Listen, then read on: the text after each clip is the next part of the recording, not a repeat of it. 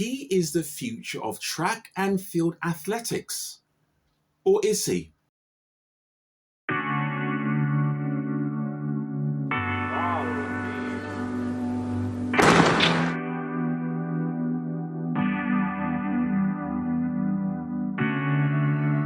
Welcome to the brand new Athletics Fans A1 channel. I am your host, Randall, and here we're going to discuss track and field, the good, the bad, and the ugly, and all of the issues that affect the sport, the personalities, the controversies, the dramas, and all of those things that make track and field athletics probably one of the oldest sports in the world, and in my opinion, and I hope in your opinion, as track fans, the greatest sport there's ever been. Well, I believe so anyway. Okay, let's crack on. Ever heard of Grand Slam track? You just saw Michael Johnson, and it's his brainchild. We're gonna go over the who, the what, the where, the why, and how of Grand Slam track as it aims to revolutionize the sport in ways we've never seen before. As mentioned, Michael Johnson, it's his brainchild. He is the founder and commissioner, 4 times Olympic champion, 8 times world champion, and one of the greatest one-lap runners there's ever been, if not the greatest. If anybody should know about the sport and how better to run it, why not him? He's been there, seen it, and done it. Okay, so here's the who. Now, Michael Johnson, for years, he's bemoaned the fact that athletes don't earn what he thinks athletes should. And actually, I agree with that, okay? Because when it comes to the Forbes list, okay, Forbes is a financial publication, and every year they publish, for the year gone, the most profitable and bankable athletes on earth, okay? Now, what happens with the Forbes publication of the top 10 or 20 sports people, earnings of that particular year is that athletes don't even haunt that list. They don't get near it. In fact, Usain Bolt, I think, was number 32 in 2016. Nowhere near the top 10, and about, I think, $33 million earned for the year 2016, if I'm not mistaken. You can go to Forbes and see all of this for yourself. It's a wonderful resource. Go to Forbes.com. Okay, I'll put the link in the description and you can see exactly who earns what. And it's astronomical. I believe for last year, the number 1 was Mr. Cristiano Ronaldo. And I believe it was 200 million in basic salary and 60 million in endorsements. Okay, he was number 1 last year. Okay. And Michael knows this and wants athletes to be at least closer to that top 10 or even 20 than they are, hence Grand Slam track. Okay, what is it? The who, that was the what. It's a track league that runs all season, okay, with 4 meets at 4 venues, Jamaica being the first, okay, Miami, Philadelphia, and LA. 4 slams per year, okay? Some of the athletes competing are as follows, okay? The great and the good. Okay, Olympic champion from Tokyo, Jasmine Camacho Quinn. Olympic champion, okay, for the 1-lap hurdles, Sydney McLaughlin-Levrone, okay, the queen of track, some say right now. And Olympic medalist, Fred Curley and Oblique Seville, among many others that maybe haven't transcended the sport, but certainly track fans will know, okay? It's a starry proposition, okay? So it's attracted, a few of the biggest names in the sport to this point. A quote on the site, "The best in the world committed to racing in all 4 slams a year."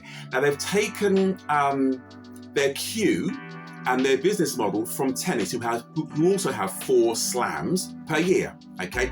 The Australian Open, the French Open, Wimbledon, and the US. They cover the entire season, so I believe that they're taking their cues from that. Not a bad idea, because tennis players are always in the top 10 of the Forbes list for the richest sportsman on earth at any given year. There'll be at least 1 sportsman in that top 10, if not the 20, okay? And currently, for the past couple of years, it's been, of course, the great Mr. Djokovic, okay? The why. I've basically told you the why, because Michael wants athletes to be paid more what he thinks they're worth, what they think they're worth, and what the fans think they're worth. Simple as that. I've let you know where: Kingston, Jamaica, Miami, Philadelphia, and LA. How? Okay, now here's where it gets very interesting. How has this been able to come to fruition and realization? Well, with a ton of sponsors. Okay, a few of them are iconic sponsors in their own right. Rolex, Lavazza, Polo by Ralph Lauren, American Express, Aperol, to name but a few. I shan't bore you with every single every single sponsor that's linked to it. Okay, the latest one is one that was new to me and maybe new to you, called Recording. Now, they manufacture athletics tracks. They're the latest sponsor. So basically, you have sponsors that maybe have flirted with athletic sponsorship up until now, but haven't really committed to something like this, okay? So they're the main sponsors. Now, the partners, or the people that are sort of the foundation, the financial foundation and guide of this, are Winners Alliance. Now, amongst all those other sponsors that I've named, some of the biggest brands in the world, the foundation in terms of the support financially for this are Winners Alliance, and I will basically tell you who they are.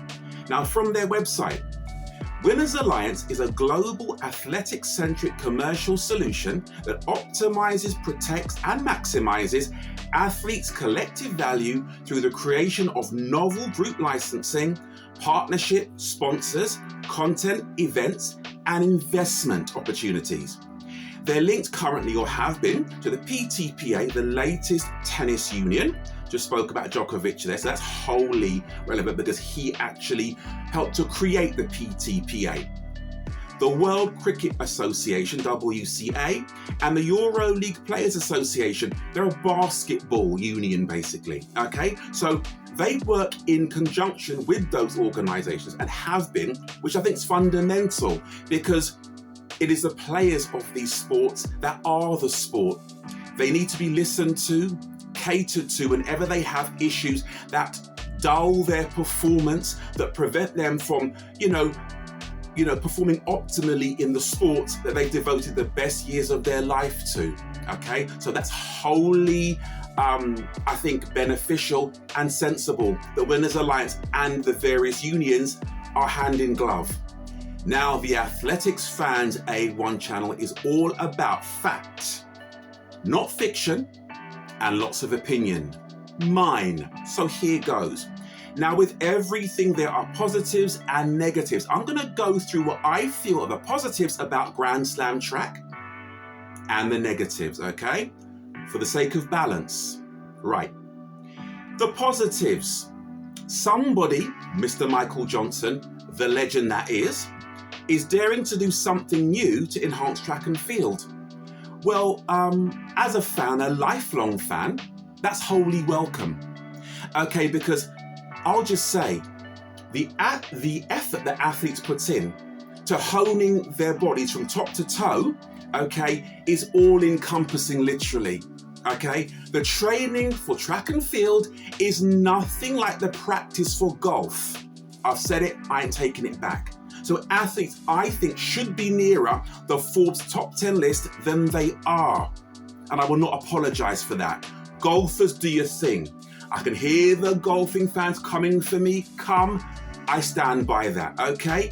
Yeah? Athletics, the clue's in the name.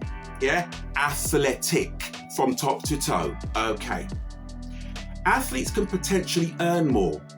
Okay, going back to money. Actually, a lot of this is about money, and you know what? I don't apologize for that. Neither is Michael Johnson. Athletes who may have a career that lasts due to injury 2 or 3 years at the most, okay? You'll be blessed if you have an athletics career a decade or more. Those people are the exceptions. Most have 2 or 3, if that, good years in their body before the body sometimes says no, okay? So you can earn more with the addition okay, of Grand Slam track.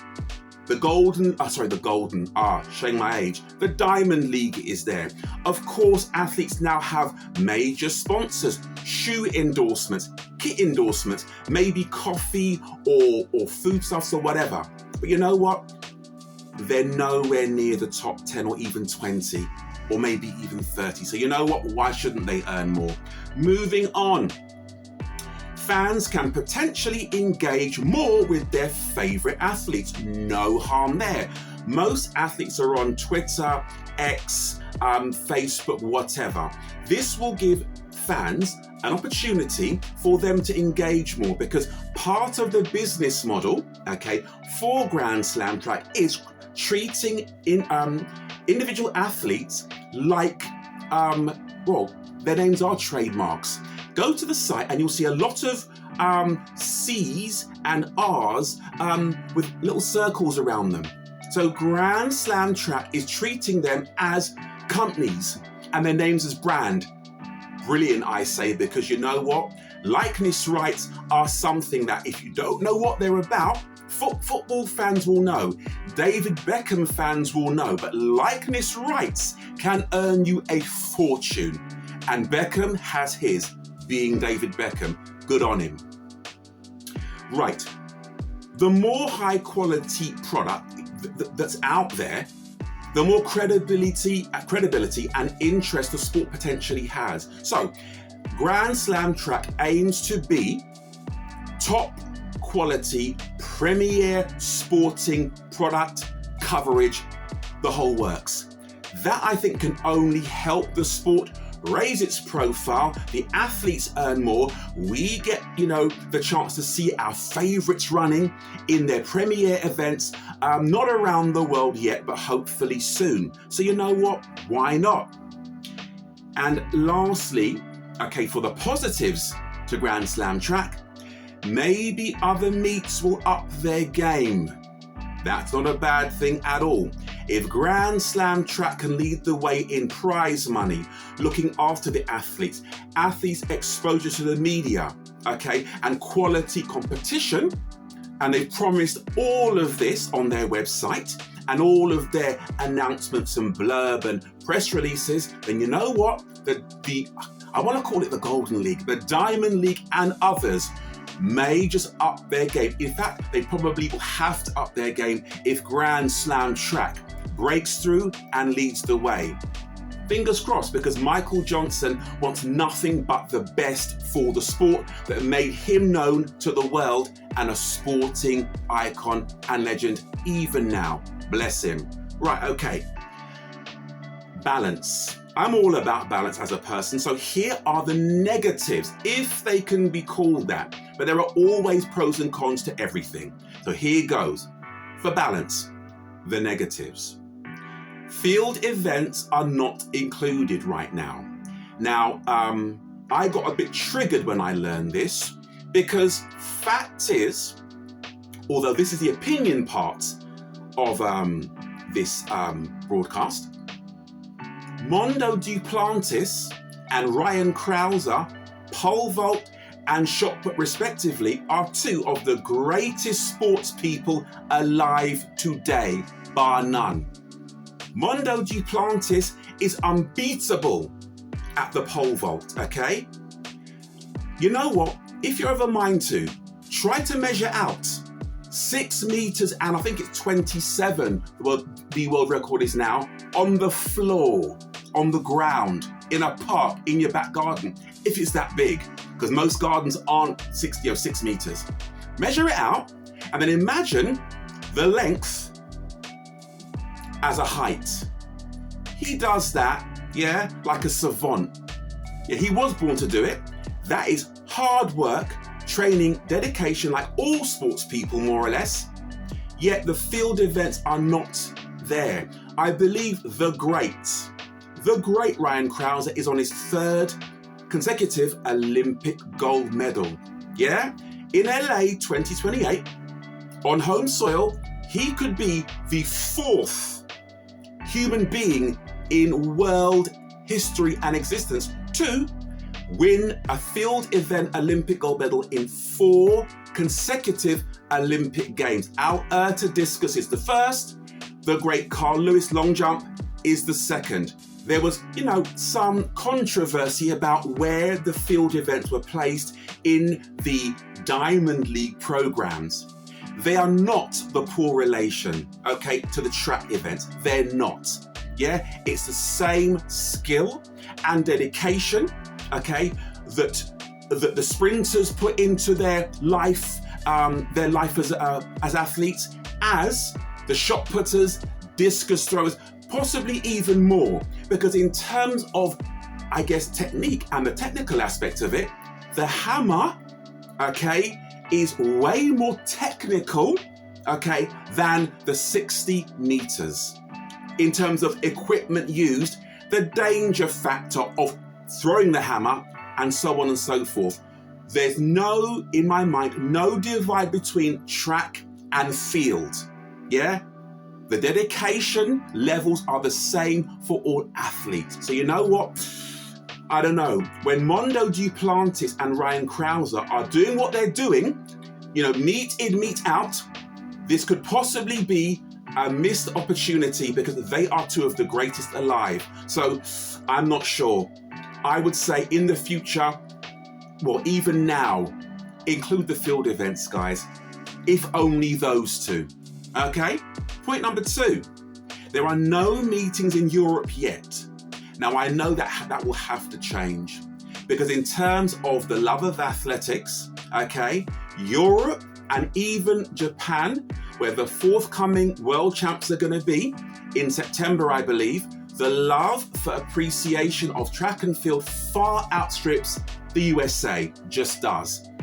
I'm not saying that in America, track and field is not loved and the stars are not loved, but they're not loved in the same way as your Bradys and your Currys and your Jameses and your Jordans and whoever else. I don't know. I'm trying to think now of an iconic baseball player, Maguire, for example. Athletes in America are not as popular as those guys. That's just how it is. No shade, It's a fact. In Europe, athletes are hero worshipped, and in Tokyo, Japan, rather, especially, where the third world champs were first in 91, the love and enthusiasm for athletics is off the charts. So you know what? And Michael Johnson knows that. He won his first global title over the shorter sprint, because he was a 200 and 400 meter runner in Tokyo in 1991. So he knows, we're going to have to expand the appeal eventually into Europe and Asia, because it will need to survive. Because, as I've said, the love for the sport in Europe and the Far East is off the charts, even more so than America. There's simply that. Where there is money, there is corruption. Where there's more money, there's more corruption. Now, if you have a broad knowledge and love of sport as I do, you will know that FIFA, which governs football or soccer for our North American people and our viewers, is not shy of controversy and not short of controversial headlines being written by all kinds of publications. FIFA has been embroiled in some rather shady, shall we say, dealings over many, many years. And Mr. Infantino, who is now the head of FIFA, well, let's just see what he does, how and to whom and when, shall we? But we all know that FIFA has issues, financial and otherwise. Let's just say that. And because it governs the single biggest sport in the world, which is football, whether you like it or not, it would be unwise for anybody to who's trying to inject more interest and money into any given sport to be wary of the corruption that can follow the money. I'll just say that. Now, the last point. There are some notable absentees from Grand Slam athletics for now. It's new. They may join next year. If indeed it exists next year. It's all new. And at the time of recording this, I haven't seen it yet. but I'm excited to, and I hope it actually works on all levels, if not many levels, because you know what? It would do my heart the world of good if Julian Alfred, at the end of her career, okay, has a nice big house or houses, couple of cars, and loads of money in the bank to secure her future, because she is currently the future in many ways of the sport. In terms of, I'll name a couple of the notable absentees. Kishane Thompson, Olympic silver medalist in the 100 meters. The legend that is Elaine Thompson-Herah, say no more. Karsten Warholm, okay, from Norway. He's another legend of the sport, and is showing no signs of stopping even now. Tobogo, Letsile Tobogo from Botswana, okay, also the future of the sport, okay. And I said, I've said Julian Alfred, okay. They are not as yet, okay, a part of Grand Slam track, but they might be. Now, if I were a legendary athlete, I might be cautious too in aligning myself with something so new and untried and untested. But you know what? Fingers crossed that Grand Slam track does, all it wants to do for the sport and more. Because to me, it's a great idea. And I love and respect Michael Johnson's career and what he's done as an athlete. And I wish him all the best in what he's trying to do for the sport as a former legend, a former participant and current legend. So let us see what happens with Grand Slam track going forward. It's an exciting time. We've just had the World Indoor Champs, okay? But as of broadcasting this, okay, the first Grand Slam track meeting in Kingston, Jamaica, okay, will be taking place tomorrow, okay? And I will probably do another broadcast telling everybody what happened and how I feel about what happened.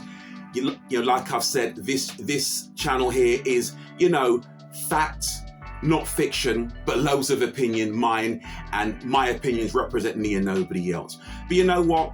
In terms of where I'd like this channel to go in the future, I'd like it to be a safe place, as I've said, for people to discuss the sport, to leave comments down below, and to interact with me and each other in a respectful, high frequency and positive way, because we can all learn from each other wherever we're from. We are all bound by our love of track and field athletics, and let that be the fuel that makes this channel all it can be.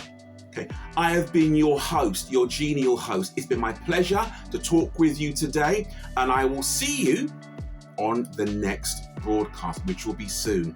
Look after yourselves, look after each other, and love track and field.